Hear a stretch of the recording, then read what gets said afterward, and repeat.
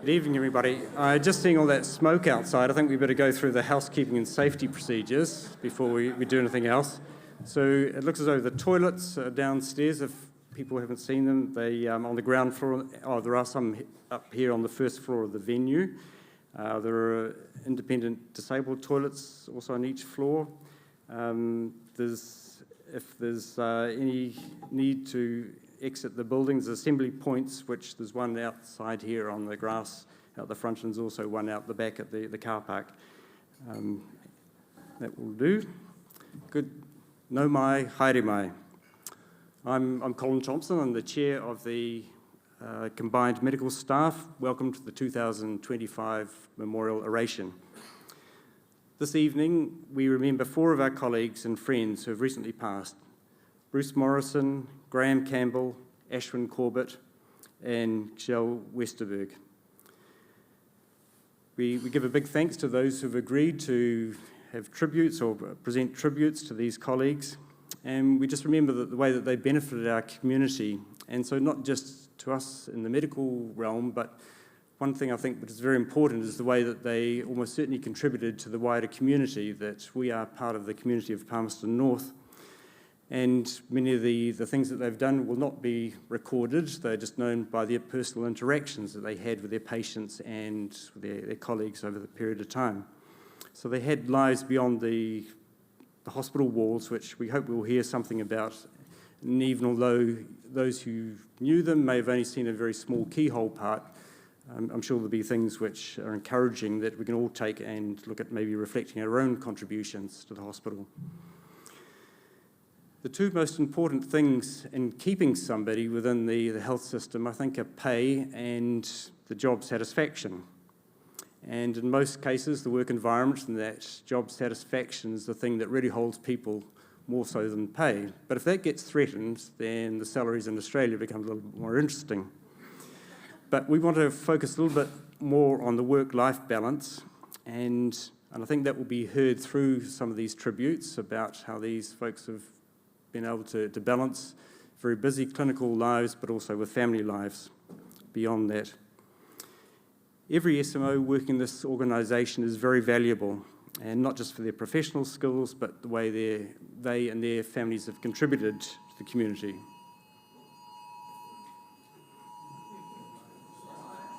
Is that something? Stay inside. Okay, I heard that bit, yeah. Thank you.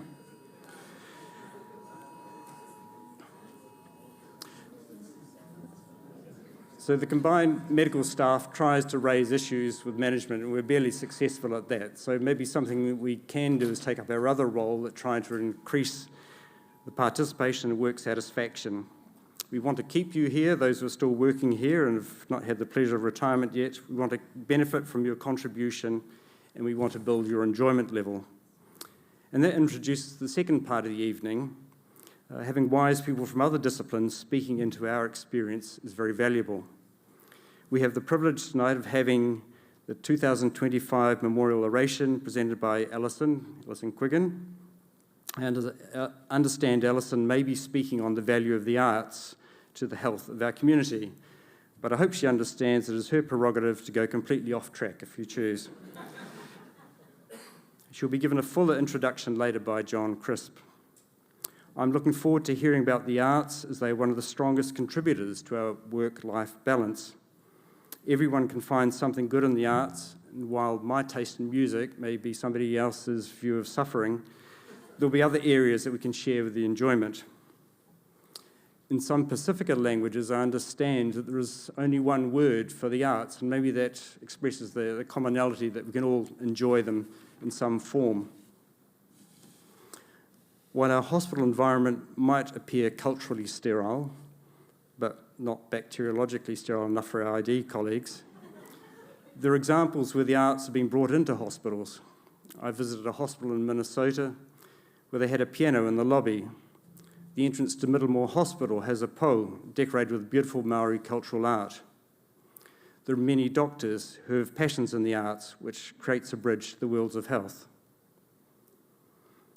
We trust through the tributes you hear tonight and the fresh understanding of the arts will be a new silver thread added to your work-life balance.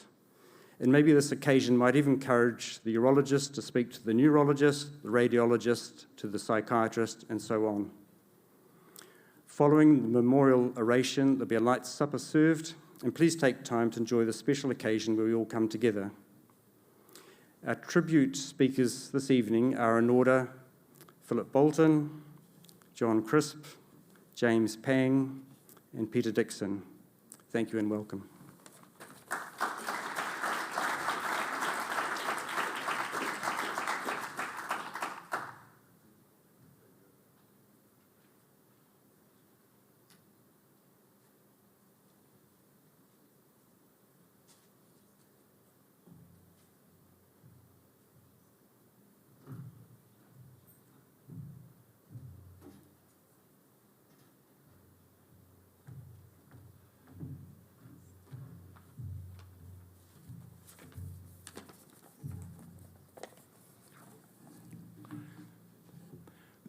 Dr. Colin Thompson, distinguished guests, colleagues, ladies and gentlemen, good evening to you all. It is my pleasure this evening to highlight several aspects of the medical career of Dr. Bruce Morrison, which began here at the Palmerston North Hospital in 1963 and 1964. We welcome Bruce's family, who have travelled to Palmerston North to be with us this evening and to share this memorial oration honouring his father. When I received the photograph, which is on the screen, from Bruce's son, Chris, I thought of an old Chinese proverb: "One picture is worth 10,000 words." This photo tells us an enormous amount about the warm personality of our colleague, Bruce. Bruce was born in March 1938 in Gisborne. His early childhood in Gisborne was very family-orientated. He underwent local schooling until he transferred to Sacred Heart College in Auckland, where he was a prefect, a member of the 1956 First 15, a cricketer, and a long jumper. His career of choice was medicine, and so he entered the Otago Medical School and subsequently graduated in 1962. During sixth year, he married Dawn, to whom he was very happily married until his death. It was during sixth year in Dunedin that I became well acquainted with Bruce because of the smaller clinical groups in which we worked, the class having been divided between the four main centres for our sixth year. On January the 1st, 1963, Bruce was one of the 5 first-year house surgeons from the class of 1962 at the Otago Medical School, who arrived for duty at the Palmerston North Hospital. In addition, there were 3 second-year house surgeons on duty also, which made up the grand total of 8 house surgeons for the hospital. Today, I understand that there are approximately 40 house surgeons, but of course, the size of the population served has increased over time. Of these 5 house surgeons in 1963, we are remembering 2 of these tonight who have died in recent times, namely Bruce Morrison and Graham Campbell.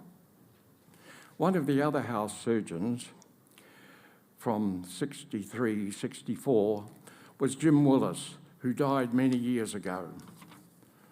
The remaining 2 of the 5 are alive, and we hope are very well, and are here this evening, namely our colleague, Dr. David Davidson, who has travelled from Hastings and to be with us tonight, and myself, yours truly.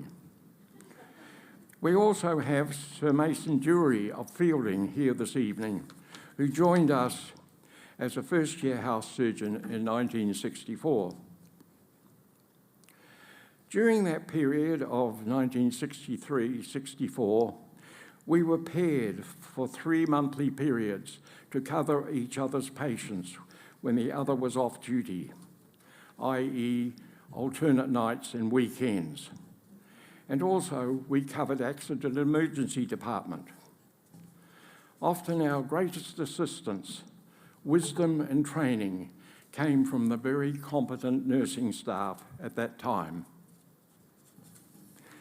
A very influential factor that determined the manner in which we worked was that the means of communication. It is hard to comprehend today that in those days we were dependent upon the old-fashioned hardwired telephone system. There was also a flashing light and number system in the corridors and wards, which lit up which required a telephone call to the hospital exchange. It was a great advantage that all house surgeons could reside close to the hospital in either the purpose-built flats in Hiratonga Street for married couples without or with children, or Pulla Cottage accommodation for single staff.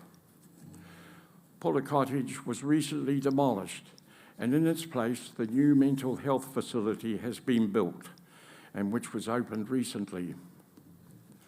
The great advantage of living close to the hospital was being readily available for after-hours calls, but also allowed for a great camaraderie that developed between the house surgeons over the 2 years spent in residence there.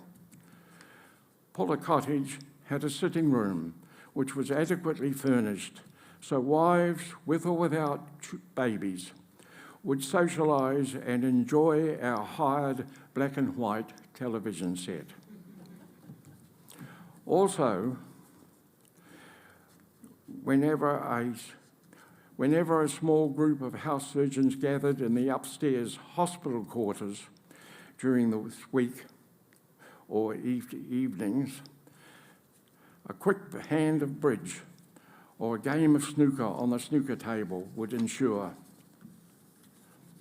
Now, Bruce Morrison was known to his house surgeon colleagues as Poacher. Every Friday evening about 5 p.m, there was a strong aroma of cooking fat coming from the food trolleys being delivered from the hospital kitchen to the wards. The house surgeons and doctors' dining room was similarly serviced by much the same meals. Bruce was a committed Roman Catholic, and as such, fish on Fridays was to be expected for him. Upon Bruce's arrival at the dining room and inspection of the menu, he would state, "Not fish again." He would then open the door into the adjoining small kitchen and ask, "Any chance of a couple of poached eggs, Mrs. Gullery?" "Coming up, Doctor," was the usual reply. Meantime, the rest of us had to enjoy the heavily battered fish. Bruce acquired the lasting nickname, Poacher. At the end of 2 years as house surgeons, we had all fulfilled the requirements of the New Zealand Medical Council for us to be registered to practice medicine in New Zealand, and all of us went our separate ways. However, we continued to meet up at class of 1962 reunions held every 5 years. After this 2 years in Palmerston North, Bruce, Dawn and Chris returned home to Gisborne, where Bruce commenced general practice in partnership with John Rouse, a classmate from their time at Otago Medical School. This partnership lasted 32 years until Bruce retired, He was proud of his long-lasting partnership with John Rouse and of the recognition that he received from his peers when he had the rare distinction of being awarded 2 fellowships from the Royal New Zealand College of General Practitioners. In his early years in Gisborne, there were few medical specialists, partly due to the relative geographic isolation, and therefore general practice in Gisborne required a rapid broadening of Bruce's expertise. One of his particular interests was ophthalmology, and he was encouraged in this by an Napier ophthalmologist. Subsequently, his ophthalmic expertise was rewarded by him receiving an associate membership of the Ophthalmological Society of New Zealand. In 1977, Bruce signed up to the New Zealand Territorial Army Force, initially to the Medical Corps, but then transferred to the Hawke's Bay Infantry Division, where he became a major and was recognised as being a very good field doctor.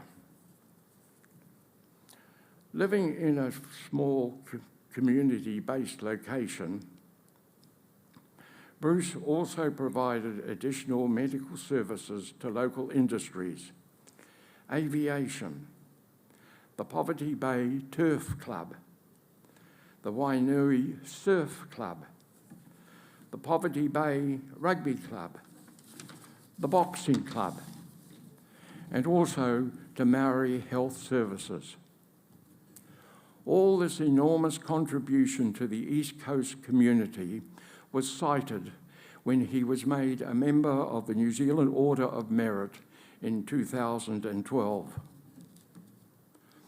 After retirement, Bruce and Dawn moved to Cambridge, where Bruce continued his previous hobby and interest in stamp collecting, and he researched into the provision of postal mail services in the East Coast, eventually completing a mammoth project during his retirement, which resulted in a postal history book named High Country Mails, which was finally published in 2008 and is a gigantic 539-page volume full of Poverty Bay postal history, copies of envelopes, stamps, and postmarks.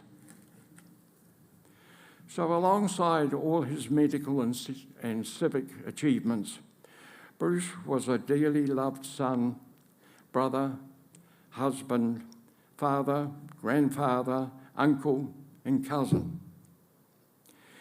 He was known among his family as a great role model, serious when he needed to be, good at pointing them in the right direction when their compasses needed recalibrating, and loving them unconditionally, as well as being fun while doing all of that. He illustrated the great gift of being loved and a respected doctor, and being a dearly loved family member, something we should all strive to achieve. Bruce Morrison, a life well lived. Thank you.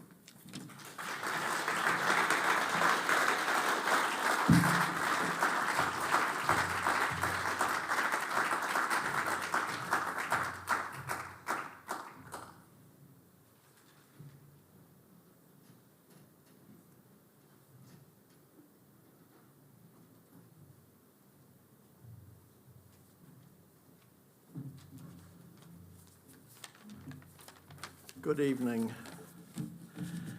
Graham Melrose Campbell. Around the hospital, he was known as GMC. But at home, they all called him Cam. Graham is the last of that echelon of post-World War II surgeons, all of whom had fellowships and specialist registration. Swallow, Crisp, Carswell, Cootes, Hislop and Douglas yielded to Dunlop, Rind, Wilson, Young and Cootes. And GMC, as it were, had a foot in both camps. Next slide. He was a Palmerston boy, born 27 August 1938. Next slide. He went down to Otago to do his MBCHB, as Philip pointed out to you, graduating in 1962. Slide. He married Ruth, and she was a good Gisborne girl. There's another echo for you. Ruth Hare. Her father was a butcher, I think. Next slide. He worked in London at St James and Balham with Norman Tanner, and like many of those South London surgeons of that era, Graham was a great advocate of the large handheld curved needle. He liked a good big needle. Moving off, another slide please. Moving off frontline surgery, he took over the role of Chief Casualty Officer at Palmerston North Hospital, managing the emergency department. His pursuit of the quiet life was rudely shattered on the 9th of June 1995 when Ansett Flight 703 crashed into the Northern Tararuas on its final approach to Palmerston North. In some ways, this was a bit reminiscent of the experience of an earlier undergraduate house surgeon, one J.P. Cootes, on Christmas Eve 1953, found himself having to telephone Mungo Watson, who was the senior surgeon of the day, saying that there had been a dreadful train crash and many casualties were expected. Call me when the first arrives, was the droll reply. But unlike on that occasion, when deaths far outweighed injuries and there were very few injured people came through Palmerston, on this occasion there were 13 seriously injured passengers and 3 with lesser injuries, and they all came through Graham's department and were all well managed.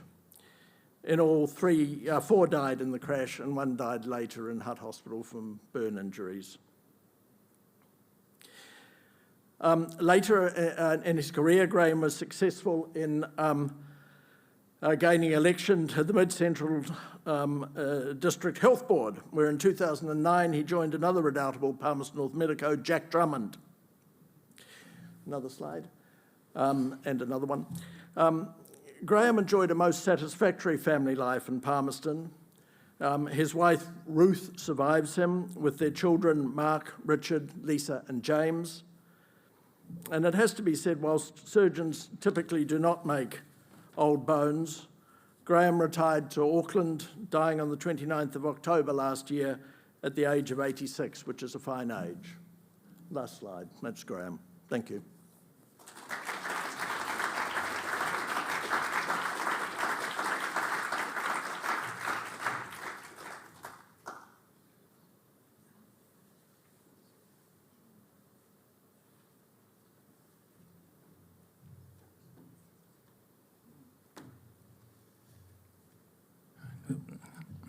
Hi, kia ora, tina kutu, good evening.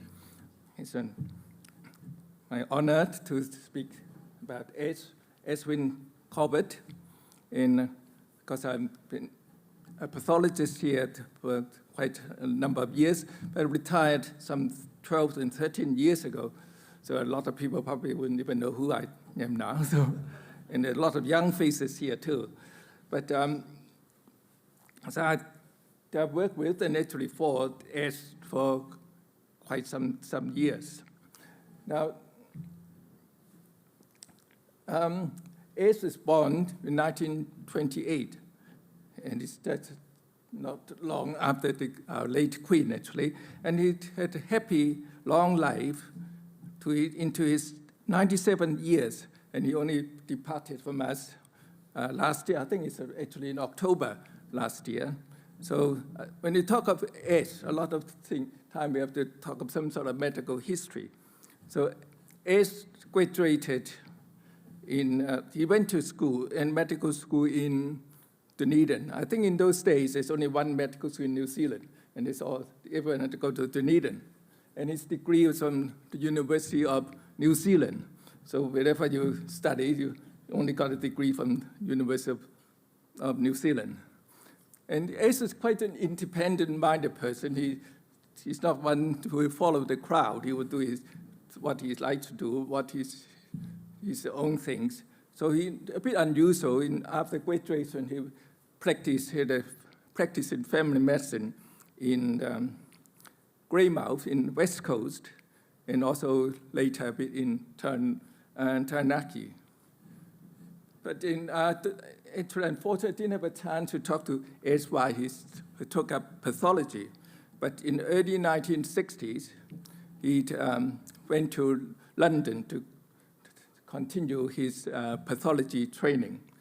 And I think I talked to Greg and Jeremy, one of his the older children, and he said he went on a slow boat from New Zealand to London in those days. I think we have already had 707 in those days, and it could take you in 40 hours or something. But it took them six weeks to go from New Zealand to London. And I think that's, I got this photograph from Jeremy, and so there's S. He's got his typical cheeky smile, and there's Barbara, his wife, and I think we all know Jeremy. He's quite a celebrity here, and Jeremy told me I asked him if they could have permission to put this photograph up.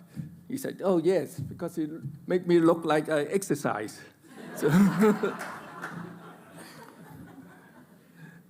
So S went on a slow boat. He said the reason is because it's cheaper, but I think more, as Colin said, he's more into work-life balance, even in those days, in the early 1960s, when it's not yet fashionable to have work-life balance. So S finished his pathology training in London in 1965. And when he finished the training, he would not come back immediately to New Zealand. He would take 6 weeks off to have a grand tour of Europe. And how he did it is he got a card. I think this is from his son Greg. It's a Morris 1800. I don't know anything much about cars, so I had to Google what is so special about the 1800, Morris 1800. And I discovered his car has got a very odd, awkward-looking look, but it's technologically it's very advanced in those days. And it got a front-wheel drive and transfer-mounted engine, and it's very spacious. So this is what it says about S. He's not someone who's into having a flashy sports car or to impress people. He just do what he tried to do is practical, down to earth, and something that would work. So that's 6 weeks of grand tour in Europe before coming back to New Zealand in Palmerston North, and he took up a position as the chemical pathologist at the hospital. But he also started, in those days, we didn't have a laboratory in Palmerston North for the community for the general practitioners.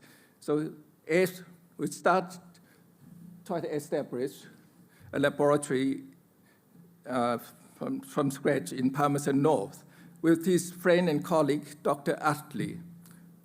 But unfortunately, Dr. Utley, just before the laboratory was established, Dr. Utley suddenly and unexpectedly passed away. So S was left there with just himself, and he was actually quite worried about doing the laboratory all on his own, because he said Dr. Utley is the one who has managed the financial side of things, and he especially didn't know anything about money, and it's quite a job to take over it, and he had to think for a while whether he should continue. And I think we're very grateful he did, otherwise we wouldn't have a community laboratory here in Palmerston North. So there's been quite a few changes in the laboratory in Palmerston North, and one of the things I remember is I used to do locum for S because he was running the laboratory only on his own. And there's things like the patient waiting there the whole morning. I'd wonder what they're doing. They said they're having their glucose tolerance test. I think in those days you had to go fasting and have take some glucose at 50 or 75 grams in the morning and spend the whole morning there having multiple blood tests. And this before we got HbA1c. And the other, something else, what it is, he did a paternity test. And there are lots of, they only meant to do that by blood grouping. And of course, it results are very inaccurate, and we couldn't really tell much. But one thing else, we're just talking about work-life balance, and as we try not to bring work from work to home, we try to have a home life after work. But then with these things the laboratory offered to do is we have a lot of warfarin patients coming in for the INR, for this coagulation. And every now and then we got this patient with very high INR. We're going up to even 7, 8 or something, and we really worry about them bleeding to death at night. We try to get them to come into the hospital to vitamin K. And very often we wouldn't be able to get hold of the doctor when we got the result after 5 o'clock. And we tried to get hold of the patient and we could not get hold of the patient. So we often have to get to the police to try to track down the patients down. And the police have actually been very cooperative. And quite often, I don't know how to manage it, they could round up the patient, get them to the hospital. They have vitamin K.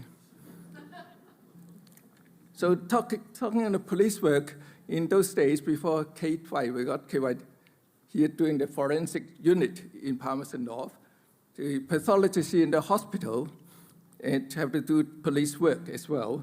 And we did coroner's autopsy and even the forensic cases, homicide and all sort of things. One thing to remember very distinctly is back in 1988 in May, there was an air crash. And I think someone, a father, chartered a Piper. They were supposed to go from Hamilton to Wanganui. I think he was not licensed, this pilot was not licensed to fly with instrumental, only by vision. And it was getting dark, and he mistaken one of the valley, Ahuha Valley, as the airport in Wanganui. And so they crashed the plane and killing all 9 people on the plane, including 3 children. So it's quite an upsetting thing. So I think what I have to say now is probably R18, as a parental guidance is recommended because it will be quite upsetting. In the mortuary day on the weekend, there was Kinrick, myself, and then as in Roy Darby, the 4 of us trying to do the autopsy on these 9 unfortunate people. And it is actually quite an upsetting scene because there's 3 children involved, and because a plane crashed onto a mountainside, there's burning, and they could smell burned flesh and burned fat in the mortuary. And the limbs are separated all over the place. And Ace was the one who was most enthusiastic. He was walking around with an arm in one hand and a leg on the other, trying to match them with this particular deceased. So Ross Grantham was a police here, got a team of police officers to go to watch the investigation in the mortuary. But all the police ran away, just hide in the office, because it's been upsetting for them. But I think we finished work about 1 o'clock in the afternoon, and then Ross Grantham, the police, was taking us to Cop and Co for lunch for our work. And in the Cop and Co, we just, and the special on the day was spare ribs. And all of us, pathologists, we ran away. I said, no, we just could not stomach the spare rib after the morning of burned flesh and burned fat. And then the police officer, because they're just outside the office, there's no problem with them. And then of the 4 pathologists there, Ace is the only one who still have spare ribs for the day. So I asked Ace how could he stomach that. He said, no, I try very hard to separate my work work life and home life, and it is what happened at work is finished. I could go on to do my other things. So this said a lot about S. And so S got to this good work-life balance, and at home he got a lot of interesting things. He actually himself got a pilot license. He could fly small planes, and the other things he liked to do is he's a beekeeper. He actually makes honey at home, and he also makes wine. And his friend said his honey is legendary, but his wine is terrible. So, and he also, even as a thing, he liked to do DIY thing. He would like to, when something would go wrong, he did that even in the laboratory. Because something was wrong, he tried to fix it himself. And he did it at home. And there's a chainsaw or something. His son would remember him. He was pretty happy to take the chainsaw apart, but he could not put it back together again afterwards. So Barbara, his wife, worked very close with Ed in the laboratory. So they're seeing each other the whole day. They do the, and they also, one thing they did is they wrote a program, a computer program in the laboratory called Hermes. In those days in the hospital, we still got report typed out on carbon copy paper. And we want to look at previous result. We go to the little filing cabinet somewhere placed in the basement of the hospital. But so this is quite remarkable that Ed and Barbara could write a program. They would actually work quite well. We have been using it even after we took over the laboratory for a few years until we couldn't find people to upgrade it. So we had to change. So now Ed's got a happy family life. He has 4 sons, and we know that, I think we all know Jeremy, and then there's Greg, Nigel, and Andrew. So actually, when I first came to Palmerston North to take up the position, Ed met me at the airport, and he took us to lunch at his home. And then I realized at the time that Barbara is also working quite full-time with the laboratory, and I asked Ed how to manage to bring up 4 sons for a large family to look after. And then Ed was quiet for a while and said, "No, we don't bring up our sons. We just drag them up." So I said they turned out fine. They were just dragging them up. So in 1993, Ed retired and to Brandon in the Melbourne Sound. And I think it's quite remarkable that Ed, first all by himself with some help from his family, of course, who managed to run the laboratory. When Kinrick and Bruce and I took over managing the laboratory, we needed 3 of us to do one person's job. So that does say something about Ed's capability. So Ed also liked to have a lot of debate, and he's quite into politics. He often, in those days, 1980 something, we like to talk about Roger Douglas, Roger Romick, and all this Think Big project, which I didn't understand anything at all at the time. But one thing about Ed is that we are usually quite busy in the laboratory in late November to December, before Christmas. And then Ed one day came into my office and said, "How are you, James?" I said, "Oh, it's really extremely busy. We wish we could spread out the work instead of doing so much in November and December. She said, "There's some more work to do in Christmas." In January. Ed should come and say, "Oh, I hate Christmas." I said, "If I were Prime Minister, the first thing I would do is to abolish Christmas." So luckily, he knows political ambition. So he said, happy family life and grandkids. He got actually 4 sons and a family, and has 14 grandchildren. And And then S said he had really enjoyed having his grandchildren around. They are great fun. And then he said, if I knew the grandchildren were such fun, I would have them first. So there's S, and so I got this from Winston Churchill, that was found in the room that Winston Churchill was born in Blenheim Palace. He said, I think it is a bit philosophical about life, and I think they've said quite well by S.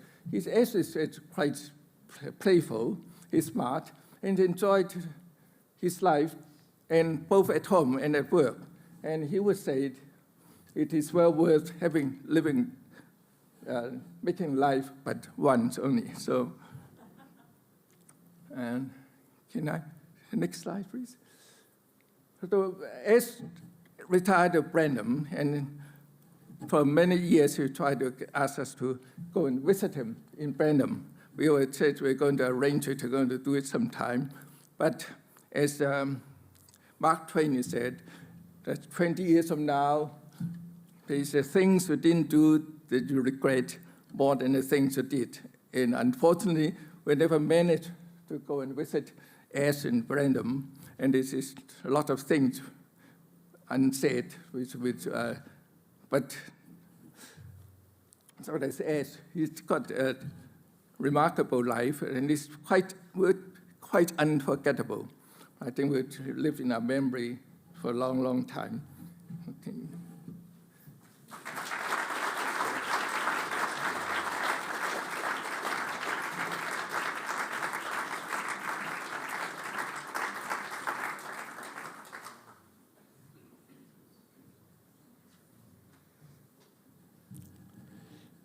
Thank you. So it forced me to talk about Shell Westerberg. A lot of people didn't know how to pronounce his name. He came from the borders of Sweden and Finland, and was fluent in all the Scandinavian languages, which stood him in good stead when radiology became, demands for teleradiology started. He actually trained as a nuclear physicist before taking on medicine, and one of the few people who actually understand how MRI works. Most of us just look at the pictures, but he actually could understand how the sequences work and how to improve them. So when I met Charles, he was working in Barcelona, and that's where he met his wife, Virginia, who many of us know. But he was doing teleradiology there, dictating alternately between Swedish, English for many of the NHS hospitals, and Danish, as well as other languages, as far as I know. But so he was quite a pioneer. This was in the 90s, before teleradiology was widespread, but he was already involved with that. But one of the reasons he wanted to come to New Zealand was to actually see patients and become part of a group again. So I actually met him in London, and we managed to arrange for him to come to Palmerston North, and he was working both in the hospital and in the Broadway private practice and in the MRI that we ran at the hospital at that time, and his expertise was of great value. So he had an active interest in many fields of radiology, particularly neuroradiology, I guess, and neuro-MRI. He was always trying to improve the sequences and images, particularly for brain disease such as multiple sclerosis, where it's quite complicated to, and as the magnet facilities improved, to get the best out of it, and so he was a great asset in that field. He was still working at the age of 73, 74, and unfortunately he was discovered to have a malignancy, and it was a shock to all of us because he still was very young and active. During his final illness, his brother and two sons came out from Sweden to visit, and it was great to meet them. His great passion outside of medicine was flying, He has heard a lot about flying this evening, but he'd been a keen sailor while in Sweden, and there's great estuaries and islands to sail around in Sweden, but when he was here, he took up flying light aircraft and had his own two-seater microlight, which he loved to take anywhere on a fine day. I was impressed when we had his memorial service. It was held at the Fielding Flying Club, and there were a lot of medical people there, as I would expect, but there were probably even more of the flying club there to remember Charles. And he'd been a strong member of the club, had taught a lot of people to fly, and was always willing to help out. He did admit that not that he'd crashed the plane, but he'd had on at least 2 occasions an unplanned landing, shall we say, which he and the plane survived, so it shows his skill as a pilot. So he is greatly missed, still working at Broadway Radiology, as I say, until his final days. His wife, Virginia, is still working in the hospital as a nursing tutor, and so we remember her. Thank you.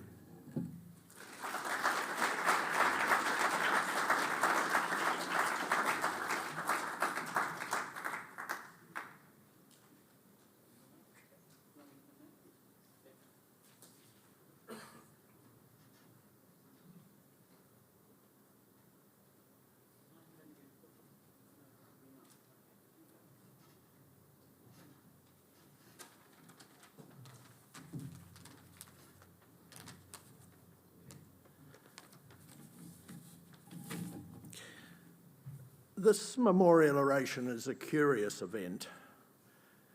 Hospitals, and Alison, your Shorten Street is no exception, despite all the drama that happens in them, they're not sentimental places. They lack any formal or ceremonial manifestation. But for whatever reason, and peculiar to Palmerston, for the last 60-some years, the combined medical staff have hosted this, their memorial oration, to remember colleagues who have died, but perhaps more importantly, to affirm their confidence in and commitment to the future. And Alison, this is where the orator comes in. Oratory is to speak in public, with a purpose. The orator is one who can do this, and in so doing entertain, move, inspire, and persuade. For us, we seek someone with an emotional link to Papaoiea, and someone of whom we are proud and happy to welcome. And Alison, you fill that bill most perfectly. You follow in the footsteps of Trevor DeClean, Joe Ongley, David Kirk, Jerry Mataparai, Mason Dury, and Diana Safati. But I'm a bit sad to say we rather missed out on John Clark, Paul Dibble, Fred Hollows, and Chris Amon. But then again, still out there, we have David Seymour, Tom Scott, Clark Gayford, Monty Suter, and Sparky Jackson. So, yeah, there they go. Alison's links to Palmerston go back a long way, at least 3 generations. Her father, Vincent, left Derrynduff in the middle of Ireland. Grandfather. Oh, I've lost a generation. To come all the way out to the Manawatu and settle in the middle of the Manawatu and raise a family here. 4 of them boys, Alison's father, Morris, among them, fought in World War II. 1 was awarded a military medal, but all came back to the district and raised families here. And Alison freely admits that she enjoyed a happy and secure childhood here in Palmerston North, surrounded by that large, extended family. She worked first for Radio 2ZA, which was located in George Street at the time, just opposite Coleman Mall. 2ZA was a bit of a leader. The radio news bulletins went out at 5 minutes to the hour with the byline of first fast and 5 minutes sooner. I don't remember that. Wellington had 2ZB, and at the end of the day, they had the rather downbeat sundown show, while 2ZA and Palmerston had the slightly more edgy twilight show. But like every good person of Palmy, as soon as she had the chance, she up and left. And she went to London to learn to drive, as you do. But she came back, initially to Auckland, to Theatre Corporate Actors School, And then in 1986, she came to Palmerston for what was to be an 18-year stint as artistic director at Centrepoint. And in her time here, she directed over 60 plays. But perhaps for us, most tellingly and most importantly, she was involved in writing 12 of them, and they were set locally. And in another rather lovely twist for Palmerston North, the Quigan family in Centrepoint, your daughter Sarah debuted on the stage at Centrepoint in 2009 in a play written and directed by her mother called Ladies for Hire.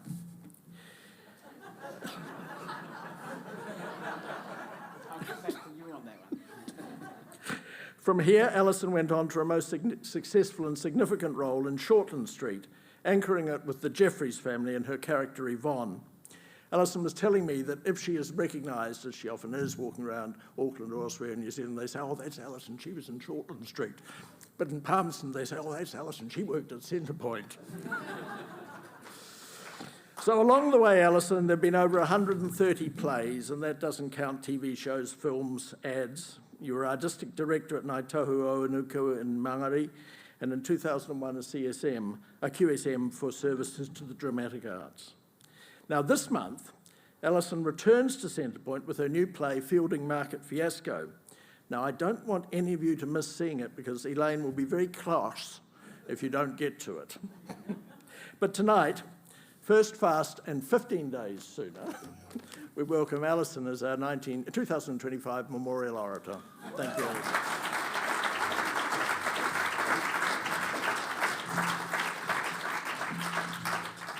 Tēnā koutou, tēnā tātou katoa. Ko Alison, toko ingoa. Ko Quigan, toko whānau. Nau mai, haere mai.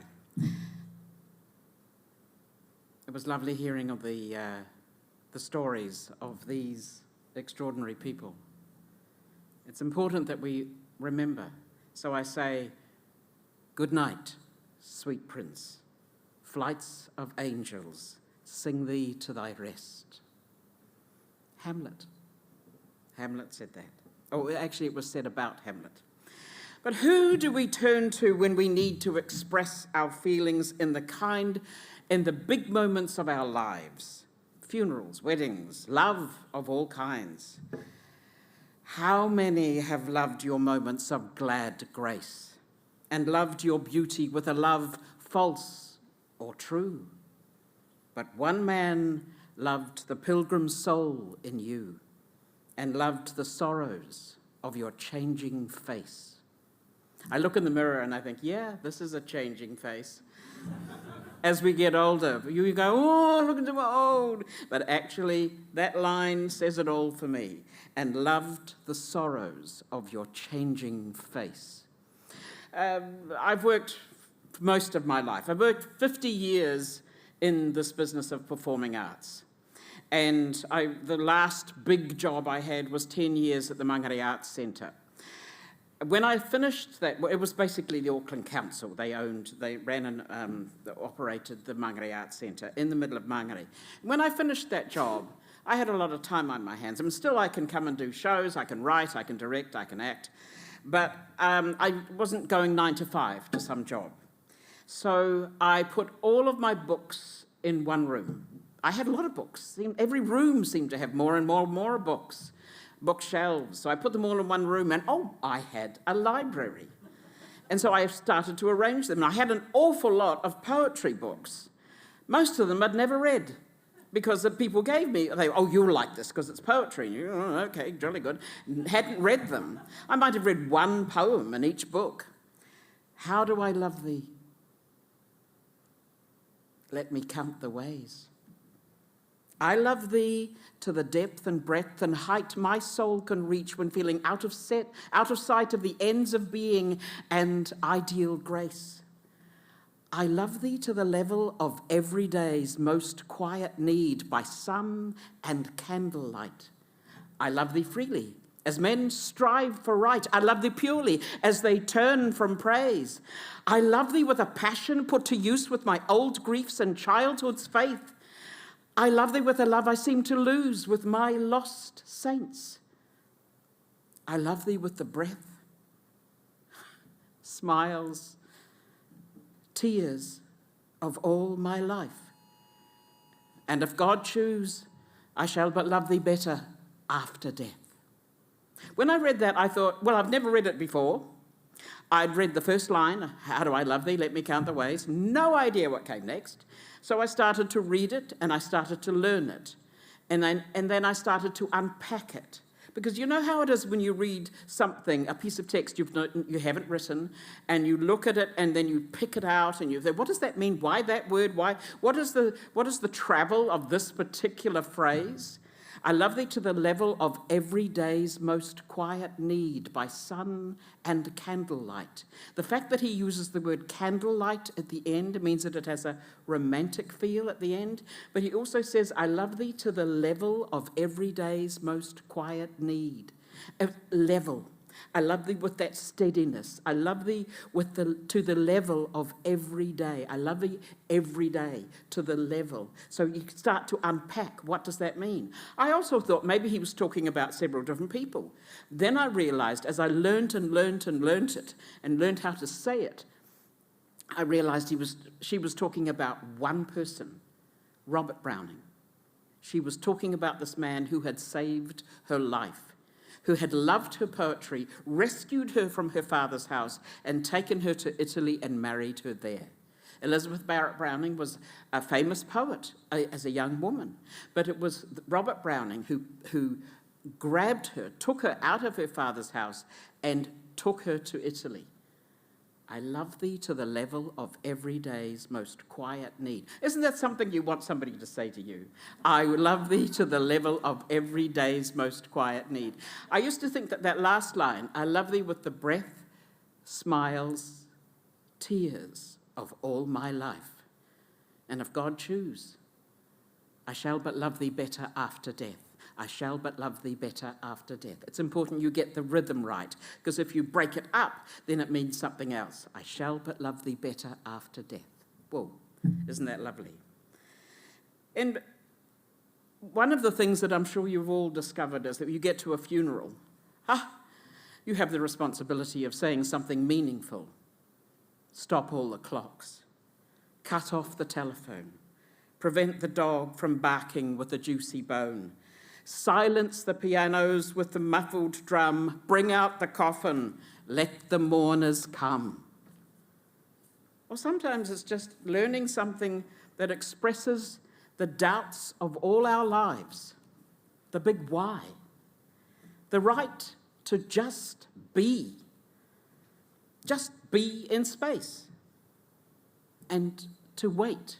To not be that person who was always decisive, always there, always ready. Sometimes we just have to be or not to be. That is the question.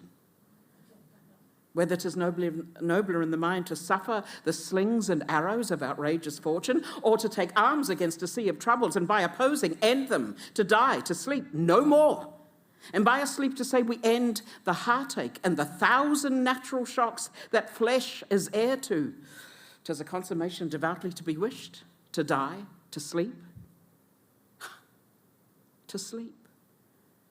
Perchance to dream, aye, there's the rub, for in that sleep of death what dreams may come when we have shuffled off this mortal coil must give us pause.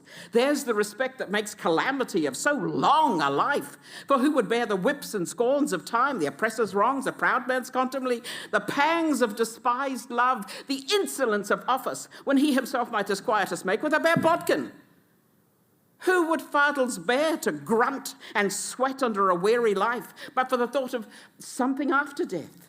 That undiscovered country from whose bourne no traveller returns puzzles the will and makes us rather bear those ills we have than fly to others that we know not of. Thus conscience doth make cowards of us all. And thus the native hue of resolution is sicklied o'er by the pale cast of thought, and enterprises of such pith and moment their currents turn awry and lose the name of action. Arts have the power to show the audience they are not alone. When you go and see a show in the theatre, in the cinema, you arrive in ones and twos. maybe 4. You experience the show together. And you realize when you laugh at the same time as other people, it's not just me. Or as my daughter said once, when we were doing a play called Shop Till You Drop, and I had written it with Ross Gumbley, who was an actor and a writer and director. And between the two of us, we'd written this play about 3 couples who went to Melbourne to shop till you drop. And 2 of them were 2 young girls who were from Palmerston North, and they were going to Melbourne to buy everything that they could. They'd saved lots of money and they were buying. But when they got there, their accommodation had fallen through. They had nowhere to stay. So they were going to have to leave. They were going to have to get the first plane home. So what did? They drank. They went to a local pub and they drank and they drank and they drank. And a barman came up to them and said, "Ladies, what else can I get you anything else?" And one girl said, "Yeah, I'll have a coffee and she'll have a bucket." And the audience just laughed then, and everybody went, and my daughter said, "Oh, Mummy, it's not just Auntie Frances." Which is where you get that combined humour. Laughter is the thing that draws us together. My belief is that laughter is the shortest distance between 2 people. Laughter shows that you are not alone. I mean, you leave the theatre and you realise that you've all seen something at the same time in the same room. You have formed a community, a bond. It might only last as far as the car park, but it also might suddenly come up. I mean, last year, I saw a production of Hamilton, which was had a production that was on at the Arena in Auckland. I'd also seen it in Melbourne a year before, but I saw it in Auckland, and a friend of mine, Matu Naropo, who oddly had been Othello when we had done it up here. Matu was playing George Washington. When he came on stage, 5,000 people just roared. They loved the fact that they knew this guy, Matu. I don't know how they knew him, but I knew him. And then at the very end of the play, George Washington turns to Alexander Hamilton and he's saying goodbye. George Washington had completed his term as President of the United States. I wish he'd tell somebody else about that. That is a source of humour that sometimes you just don't want to go. But anyway, so George Washington is turning to Alexander Hamilton and he's saying, "Teach them how to say goodbye." That is the song. Teach them how to say goodbye, say goodbye. So it's this last moment on stage as George Washington. And those of us who knew, it was their final performance together. After this particular night, they would not perform this show together again. This was their final night. So he puts his hand out to this young man who's playing Alexander Hamilton, and as they shook hands, they drew each other in close and hongied. They pressed foreheads, they pressed noses. The audience went crazy because this was not part of the show. But this was special. This was just for tonight. So the whole audience just went, "Wah!" They loved it so much. And then afterwards, we spoke to people, "Oh my God, were you there that night? Wasn't that amazing? Oh, wow, that was so extraordinary that happened tonight.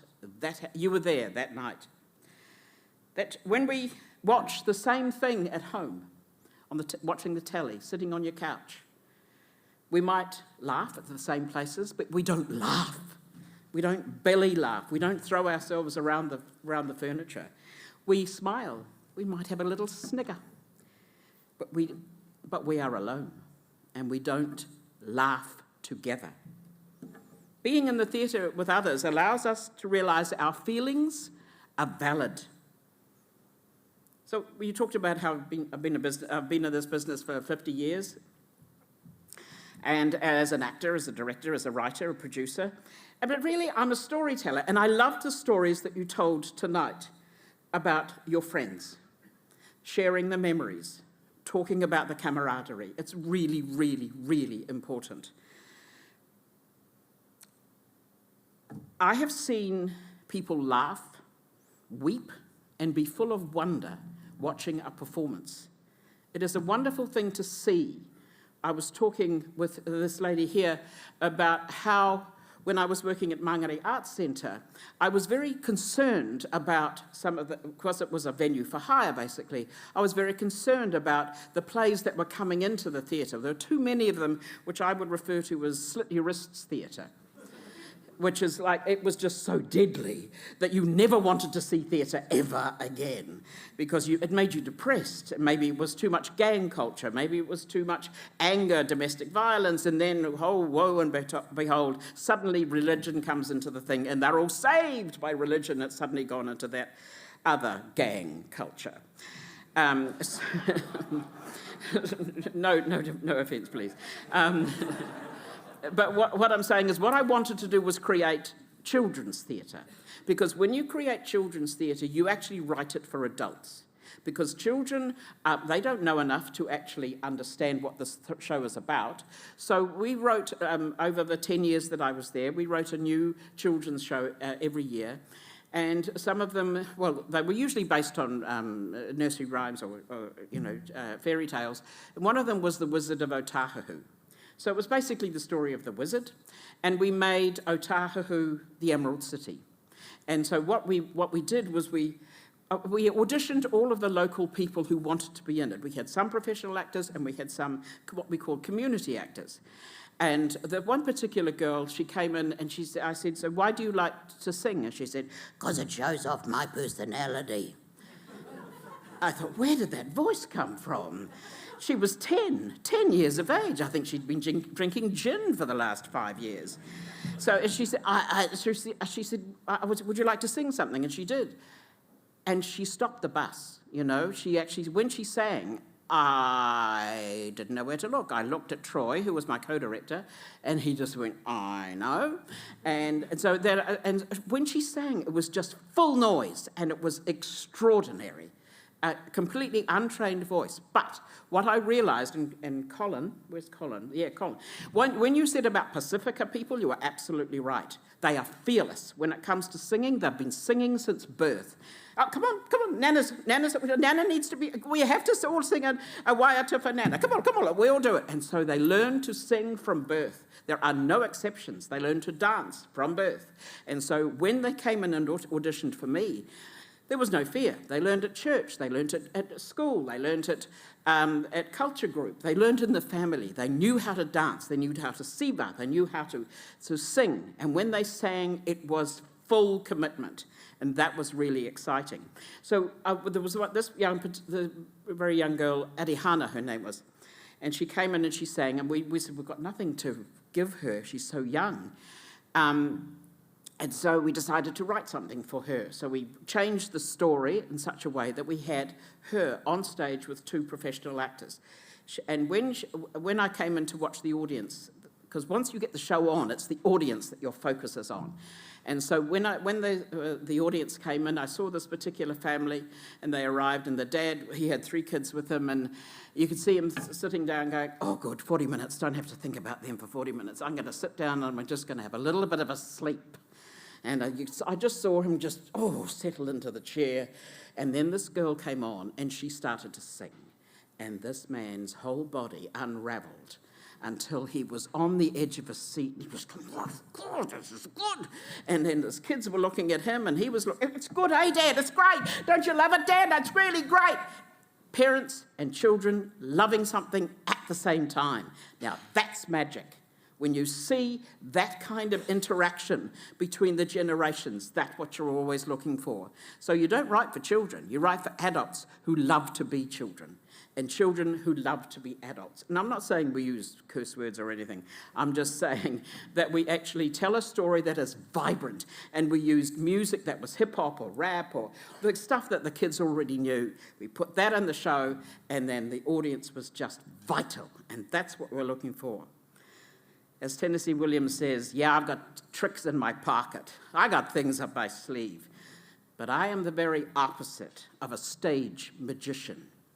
He gives you illusion that has the appearance of truth. I give you truth in the pleasant disguise of illusion. That's from a play called The Glass Menagerie, which is a beautiful play. But the very beginning, the young man Tom is it's in the early 30s or the late 30s, and he's talking about what dreams he has for his future. One of the first things you learn as an actor is how to breathe. It's that basic. Without breathing, there is no sound. Without sound, there is no truth. There is no life. When people get nervous, they often hold their breath. You know this. This is your life. But as an actor, breathing is where we start. Think of the birth of a child. I'm sure some of you have actually seen a couple of those. The first action is to breathe, and then comes the sound. The bigger the breath, the bigger the sound. Children are great teachers to us.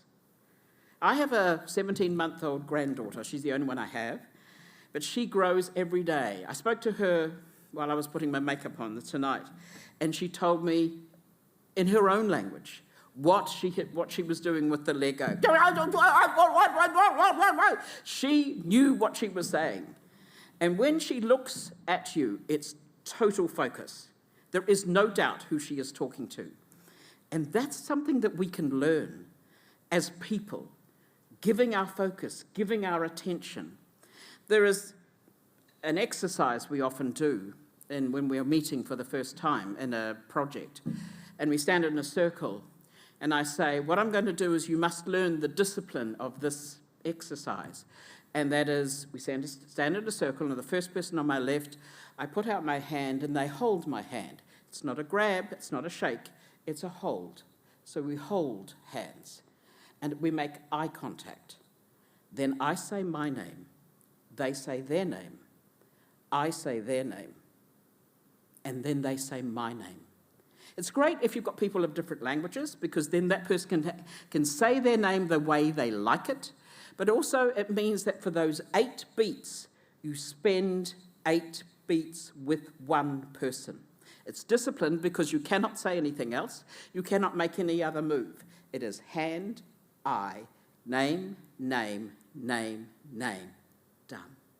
Then you move on to the next person. It makes you realize the number of times that you actually don't spend that long with anyone else. Oh my God, you look amazing. We flick into something else. Oh, I love those shoes. Oh, that's okay. You can come on in. Come on now. So we distract ourselves. So spending that long, 8 beats, not a long time, but spending that long with somebody else is what we do in this business. We talk a lot about truth as performers. What is the truth of this play, this scene, this moment between 2 people? What is the reason for this play? Why did we walk on? Why did you come into this room? Why are you leaving? So we are constantly asking the question, why? And I guess that's what you do as well. Popular narrative paints artists as lightweight, show-offs, pretending and lying, a decoration, a nice to have, not essential. But I say the opposite. Arts are essential to tell our stories and reflect our world. So why is that important, and why should we tell our stories? It was interesting hearing you talk about Ladies for Hire, the play that my daughter was in 2009. I got the inspiration for that from a choir that I visited in St. Peter's, the church that you were involved with, St. Peter's down in Rohini Street.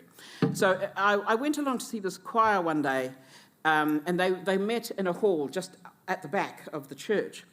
And so there were a bunch of ladies, and I think they were all ladies, and the woman who was the pianist, she put all the music on a big table, all the sheets on a big table, and they all came in, I just had radiology today, so I don't think I'll hit the high notes, and how are you? Yeah. Oh, that really, and so chatter.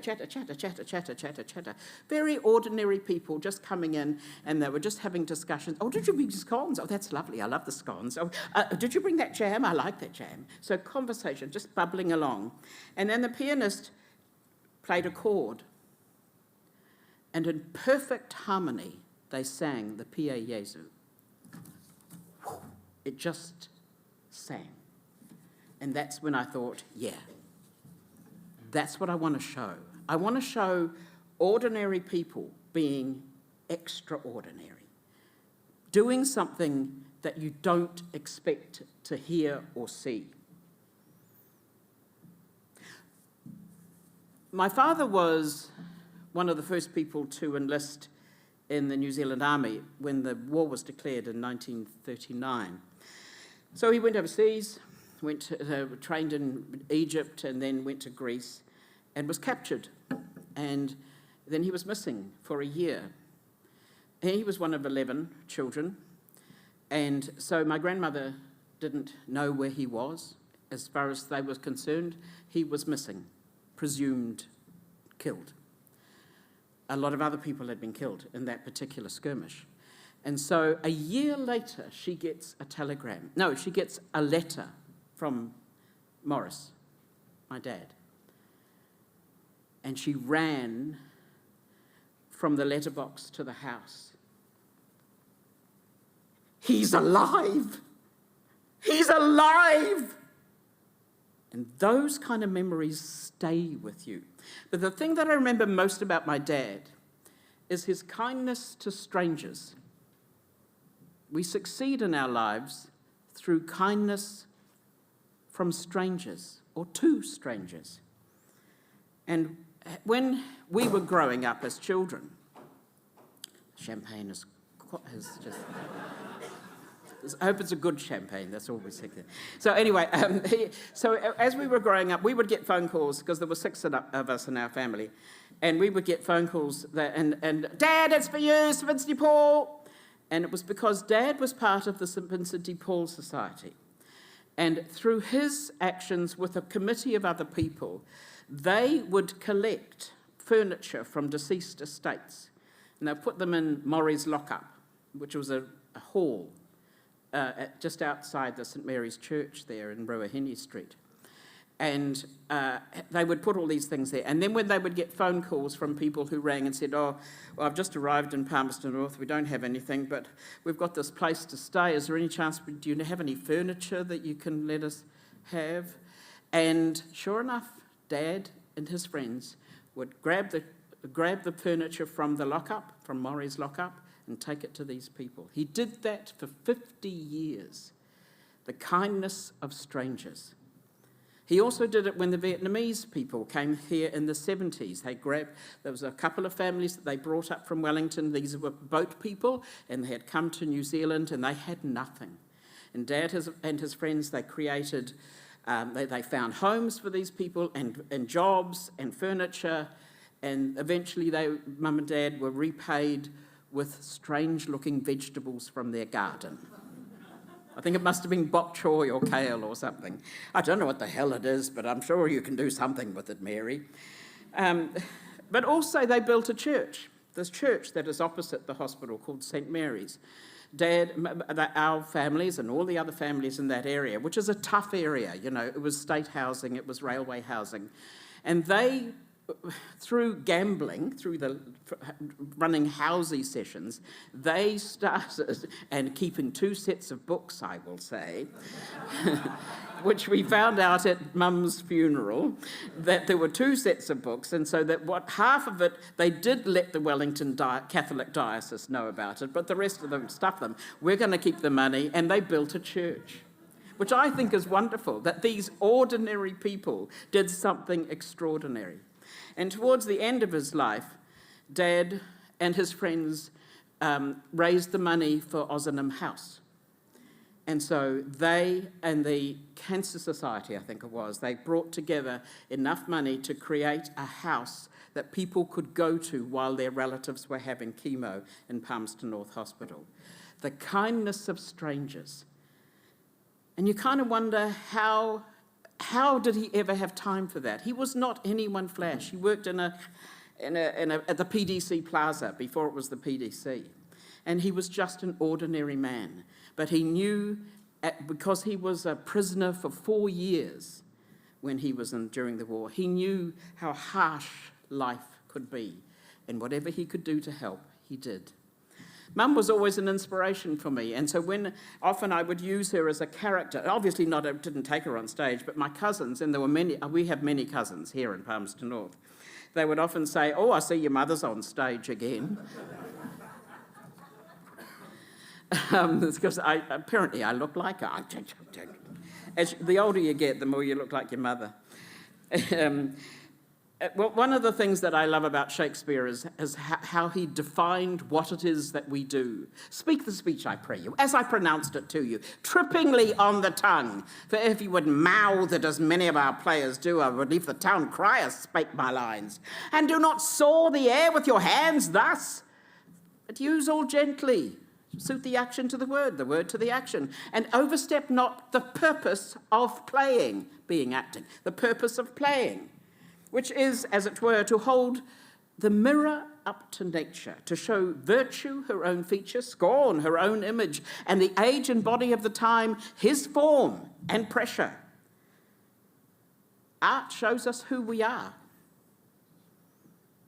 Every book you read, every piece of music you listen to, every song that rattles around in your head, every play, every concert, every dance show, every television film, they're all created by artists.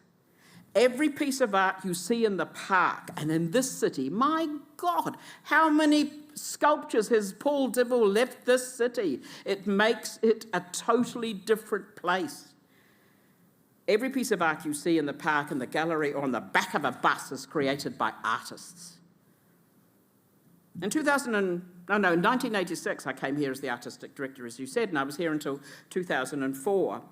And for 50 years, Centrepoint Theatre, more than 50 years, Centrepoint Theatre has served the people of Palmerston North and all the catchment area. It is the oldest professional theatre in the country. Think about that. This unassuming city has sculptures that are the envy of the rest of the country. It has a professional theatre that reflects its society, reflects this city. And Auckland has not managed it for that long.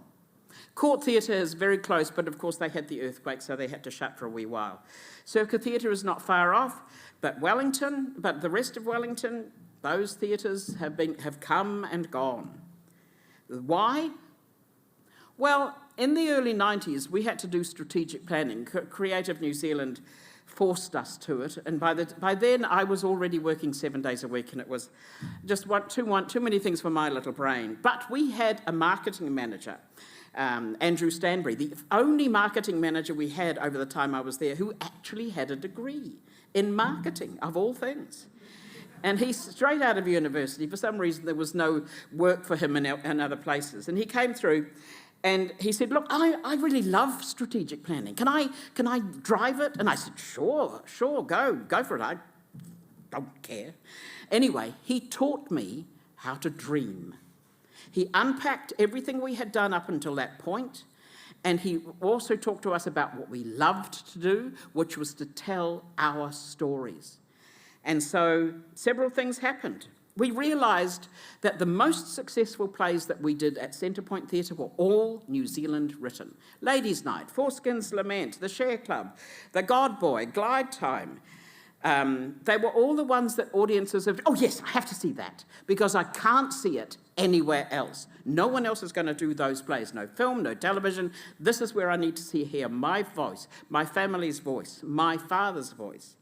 I did the original production of Foreskin's Lament in 1980 in Auckland. And it was the first time I heard my father on stage. Of course, he wasn't there, but I'd never heard his voice. What are you? What are you? It was the most compelling final speech, epilogue at the end of a play. And on the opening night, we had the Auckland rugby team in the front 2 rows. Now, that was daunting. They sat there like they were in some sort of rugby photo with their, sitting there like this with their legs apart, their genitals hanging out the front. It was really, really daunting. And so, don't you fuck with our play, girl. And so we were sitting there going, oh, God, this is going to be a bit daunting. And at the very end, when they did the big speech at the end, when our actors did the big speech, they were sitting forward, they were weeping. We had them. And that's what New Zealand, that's by using our voice. It's like when we did Shortland Street, the first person who spoke on Shortland Street was Elizabeth McRae, and the very first thing she said was, "Kia ora, Shortland Street," and in the 1992, which is the first production, the first time that was filmed, that was quite new, hearing te reo on the first line of that play, of that television thing. But in 1993, several things happened at once. We did a completely New Zealand written program. 1994, we started an annual Shakespeare production. We began a 5-year program for Māori theatre, and we wrote our first adult play. I mean, we only wrote the title, really, but because we called it a Christmas surprise. Then people would ring up and say, what is that show that you got at the end of the year? And so we were walking to, remember there was that coffee bar just on the corner there, George Street Cafe, George Street, and it was the only place that had espresso coffee for a long time in the early 90s. And so we got there, and we were talking about how the actors go a bit crazy, a bit palmy, when they've got the show at night and they've got all this free time during the day, and we were thinking, oh God, too much drinking, too much whatever else that young actors do. And so we had the coffee, and we were talking about going balmy and palmy, and we just thought, well, what about 5 go balmy and palmy? Oh, good title. What's it about? No idea. Well, we'll just call it a title. And anyway, people would ring up, what are you doing? We're doing 5 go balmy and palmy. Oh, great, I know exactly what it's about. Oh, good, what is it about? It's about Famous 5, you know, those 4 kids and that dog, and they come to New Zealand during the Second World War, they find they see a crime being done, and then they fix the crime. So 5 go balmy and palmy. Good idea, thanks very much, I'll use that. So it took us a week to write it. Nowadays it takes a lot longer, but it took us a week to write it, and we wrote things like, oh, there is a cricket match, production problem. We'll sort that out on the floor. And it was just madness, absolute madness. And Ross and I wrote 6 plays together, one of which David's son Richard was in, Richard Edge, and there was some wonderful moments, especially the night when something went wrong, somebody got sick, somebody in the audience got sick, and so we had to say, is there a doctor in the house? I think the best time we had to do that, because, you know, in the end, you're just people in a room. And we were doing a play called The Farm, and we were coming up to this moment in the play where there was going to be a big laugh. We knew there was going to be this big laugh just here. And you could feel these people in the audience, and then there was somebody come through the door, and then somebody else with a flashlight, and you go, oh, this is crazy. So I said to the person on the lighting box, I said, can you give us some light? And so they brought the light up, and sure enough, there was somebody being not exactly resuscitated, but crowded around this poor woman who was obviously very sick. So I said, any chance there is a medical person in the audience? And so, yes, there was. Somebody came through. So I said to the audience, there was only 4 of us on stage, and I said, just sort of talk amongst yourselves for the moment, bring the house up, open the doors. Anybody need to go to the toilet? Now's a good time. So the lady was put on a stretcher and she was taken out. And then, okay, we all right now? Nobody needs to, we're all back in? Okay, let's start. We're going to go back to the bit where they come in, okay? So you remember that? So they're playing the Russians and we're the farmers? Cool. Okay, started at that same part, got the same laughs every single time. You'd think they'd say, we've seen that, but no, they laughed exactly the same and came through. It was a really real education. So one of the things I've loved about audiences, about the Palmerston North audiences, is how vocal they are. Their responses are unfiltered. When we were in London in 1992, we went to a show called Heartbreak House, and it had, stellar cast. Paul Schofield and Daniel Massey and Vanessa Redgrave, Felicity Kendall, and it was just wow. It was absolute wow cast. And at the final curtain, you could hear the audience just, bravo, their sphincters were so tight. But they thought it was wonderful. Came back to New Zealand within, an hour, within a couple of days, and saw the opening night of Pack of Girls, which was written by David Geary, who was a Fielding writer, and now lives and works in Canada. And the audience was ecstatic. There is a term that you use, they were throwing their wives in the air. Because they owned the play, they owned the room, they roared approval and thumped the tables. And that's the kind of audience I love to work with. Because plays that speak for and directly to the audience. The writing was a joy, but sometimes it's the mistakes that actually the bits that you remember. During Five Go Barmy, Ross was playing two characters. He was playing Aunt Fanny in a blonde wig. He's a big guy, blonde wig, fur coat, and high heels. But he was also playing one of the young kids, Julian, who was a bit of a snotty-nosed kid. And in order for Julian to come on, Aunt Fanny had to go and find him. Where's Julian? I think he's in the other. I'll go and find him for you. So he would go off, come back as Julian, right? One day, he actually a floorboard came loose, and he put his leg right through the floor, right up to the hip. And everybody went, held their breath, waited, and then one of the other actors said, "You all right, Aunt Fanny?" And he said, he hauled himself out, and he said, "Oh yes, it's just a stage I'm going through."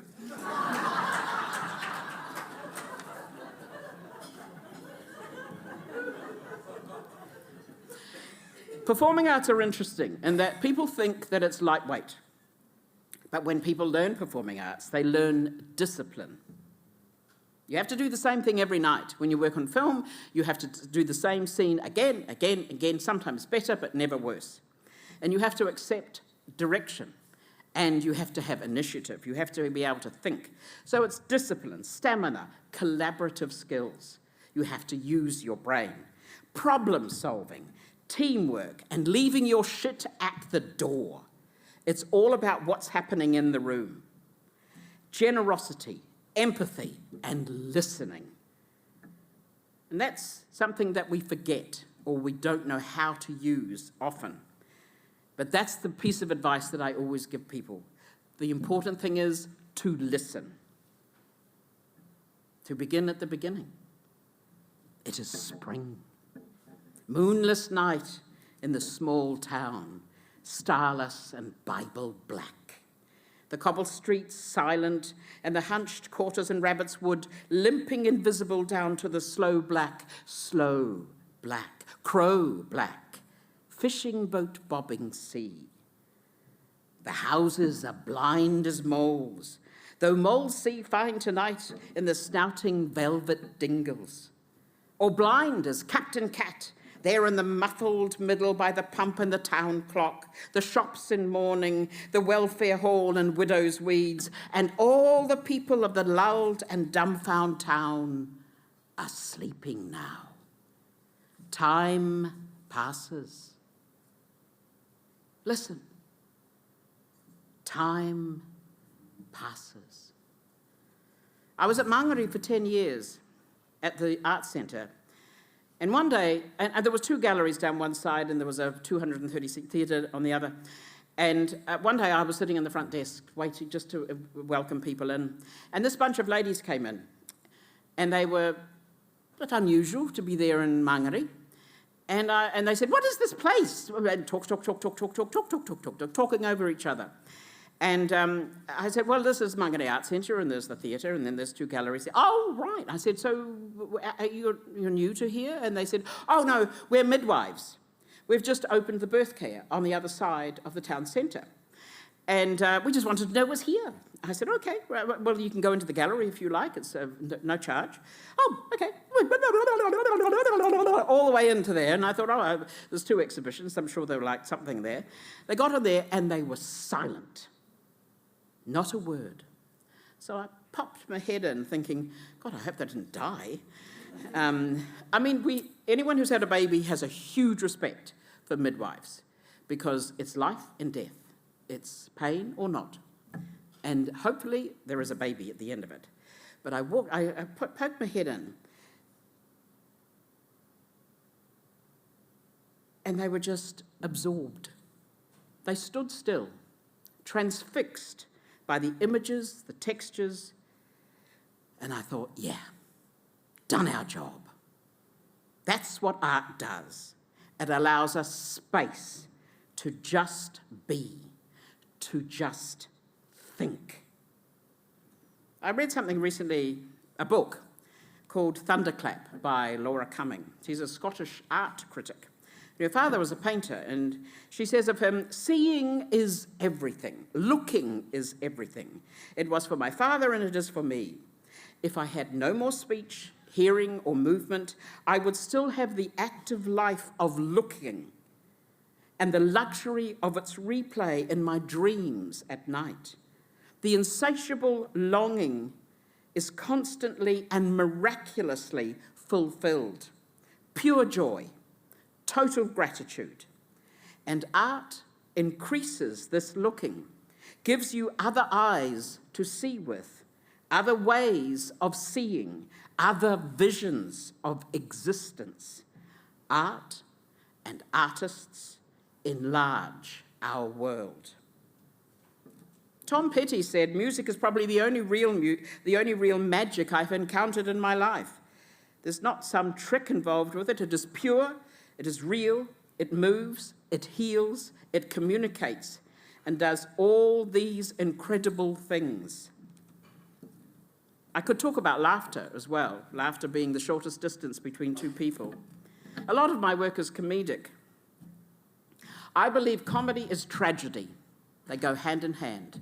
Comedy, tragedy, but with better timing. At funerals, there's more laughter than at weddings. Did you know that? Because people tell wonderful stories about who this person and who they meant to them.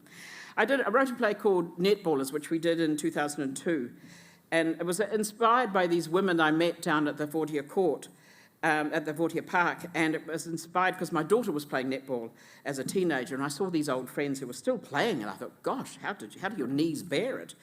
So after chatting to these women, we got some great yarns. I said, "So what's the most common request that you get at the courts?" And they said, "Has anyone got any spare knickers?"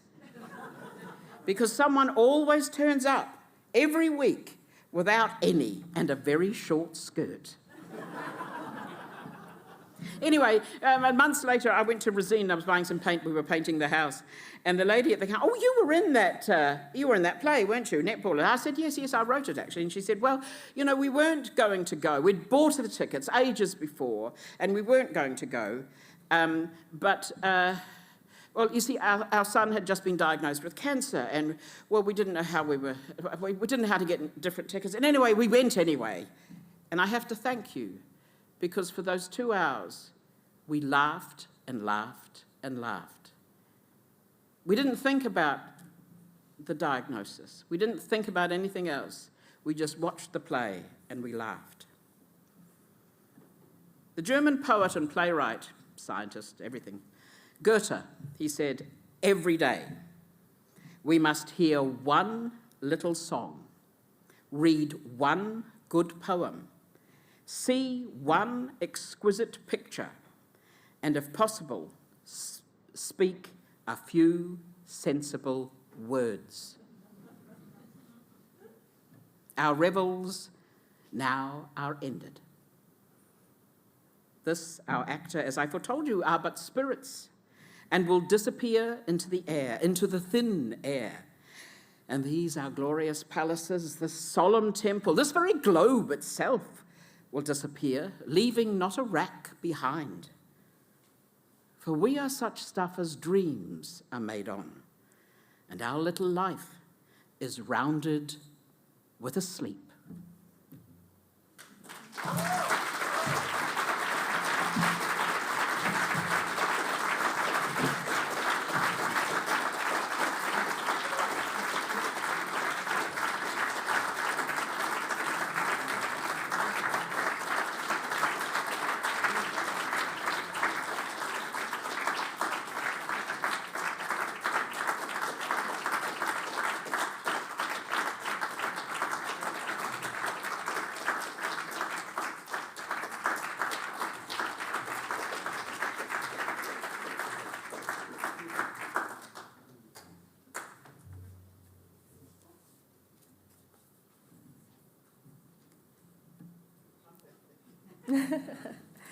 Thank you so much. Today it's my privilege on behalf of the Combined Medical Staff Executive to give a vote of thanks.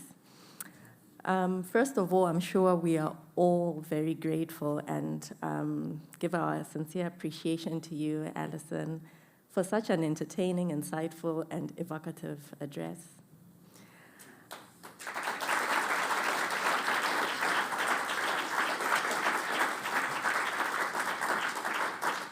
You definitely brought out the fact that well-being is multidimensional, nurtured not only by the science that we know, but also by the expression, creativity, and the shared stories that we live.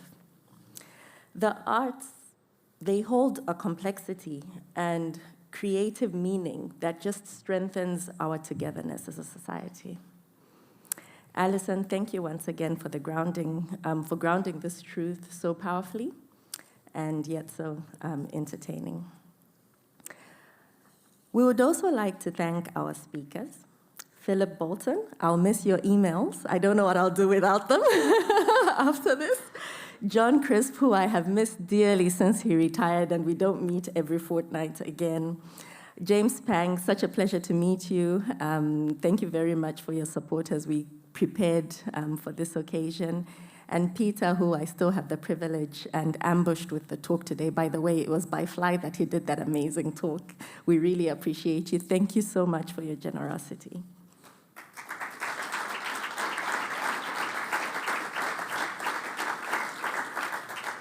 I would also like to thank a few quiet angels. We've got Tony, our technical person, who's just so calm, grounding, made everything happen. Cindy for the space we have, Kane, who's prepared the food that we're going to enjoy, and William and Gracie will be taking care of our drinks today. So thank you all. So this oration has been recorded. It will be made available via YouTube, ensuring that the family, friends, and colleagues here and abroad may share the thoughts and reflections that we have today.